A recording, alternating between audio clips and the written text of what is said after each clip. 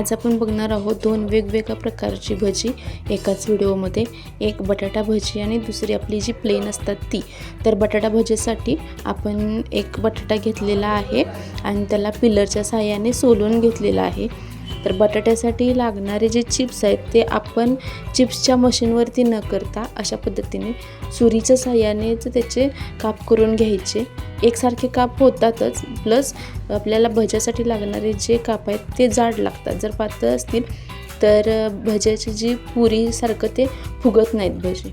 तर आता व्हिडिओत जसं दिसतंय तसं आपण बटाटा सोलून त्याच्या सुरीच्या सहाय्याने साधारण मोठे काप, मीडियम असे काप तयार करून घेतलेले आहेत आणि ते आता आपण पाण्यात ठेवणार आहोत। एकदा स्वच्छ धुवून परत होतं तसं पाण्यात ठेवायचं। तर आता पीठ तयार करून घेऊया। तर त्यासाठी इथं बेसनचं पीठ घेतलेलं आहे आपण एका बटाट्यापुरतं आणि राहिलेलं भज्यांपुरतं, म्हणजे जी आपण साधी भजी करणार आहोत त्या मापानं पीठ घेतलेलं आहे। त्याच्यात आपण चवीनुसार मीठ, कांदा लसूण चटणी आणि ओवा घेतलेला आहे हातावरती चोळून।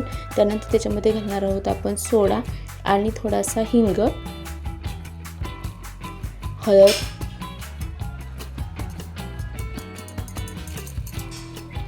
आणि त्याला व्यवस्थित असं मिक्स करून थोडं थोडं पाणी घेऊन मिक्सरच्या साहाय्याने, विस्करच्या साहाय्याने मिक्स करून घ्यायचं। थोडं थोडंच पाणी घालायचं पीठ मळताना, जसं व्हिडिओत दिसतंय ते त्या पद्धतीने। एकदम पाणी घातलं तर पीठ पातळ होतं। तर पुढे व्हिडिओत दाखवत्या ज्या पद्धतीची आपल्याला कन्सिस्टन्सी हवी आहे। तर इथं एक टिप, आपण जेव्हा बटाट्याची भजी करतो तेव्हा हे असं स्लरी टाईप पीठ करायचं, घट्ट पीठ करायचं नाही, जेणेकरून आपली भजी म्हणजे जे बटाट्याचे काप आहेत ते व्यवस्थित डीप होतात आणि पीठ पातळ असल्यामुळे भजी फुगायला मदत होते, दोन्ही साईडनं फुगलेली भजी तयार होतात। तर आता आपण पीठ मळलेलं आहे आणि रेस्टिंगसाठी 15 मिनटं साईडला ठेवलेलं आहे। आता आपण त्याची भजी करून घेऊया। तर त्यासाठी गॅसवरती कढईमध्ये तेल ठेवलेलं आहे। आपण भज्याचं पीठ आणि जे मगाशी सोलून चिरलेले बटाटे होते ते घेतलेले आहेत। तर तेल आपलं कडकडीत तापलेलं आहे, बघू शकता तुम्ही। आपण थोडंसं पीठ टाकून ते चेक केलेलं आहे।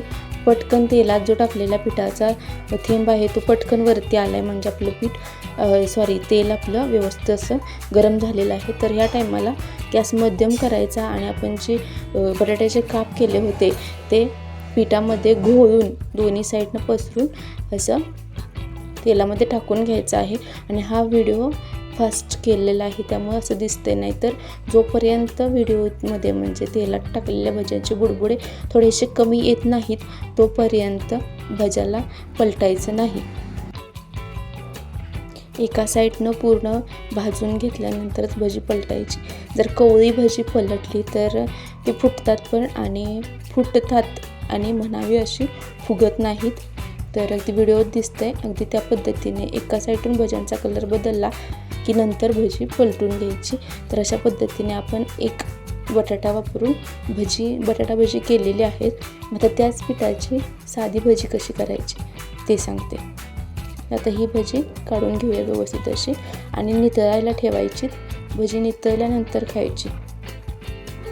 तर आता आपली बटाटा भजी तयार आहेत। आता आपण साधी भजी कशी करायची ते बघूया। पीठ पातळच आहे, पातळ पिठाची भजी कशी करायची तर अशा पद्धतीने हातात घ्यायची आणि एका जागेवर एकसारखी ओतायची। हे तुम्ही चमच्याच्या सहाय्याने सुद्धा करू शकता, पण हाताने जरा व्यवस्थित येतात। तर अशा पद्धतीने आपण जेव्हा पीठ घट्ट करतो तेव्हा पटकन आपण तेलात भजा सोडून देतो, पण हे जेव्हा पीठ पातळ असतं तेव्हा ही ट्रिक नक्की वापरा आणि भजी करून बघा। जेव्हा आपले बटाटे संपतात तेव्हा राहिलेलं पीठ आपण ठेवून देतो किंवा मग त्यात जास्त पीठ मिक्स करून पर्यायी जास्त भजी करावी लागतात। तर ही ट्रिक वापरा, आहे त्या पिठात तुमची एकदम मस्त अशी भजी तयार होतील। तर आता आपण भजी आणि ह्या भज्यांना सुद्धा जोपर्यंत एका साईडनं भाजून होत नाही तोपर्यंत पलटायची नाहीत। तर आता ही सुद्धा भाजून झालेली आहे।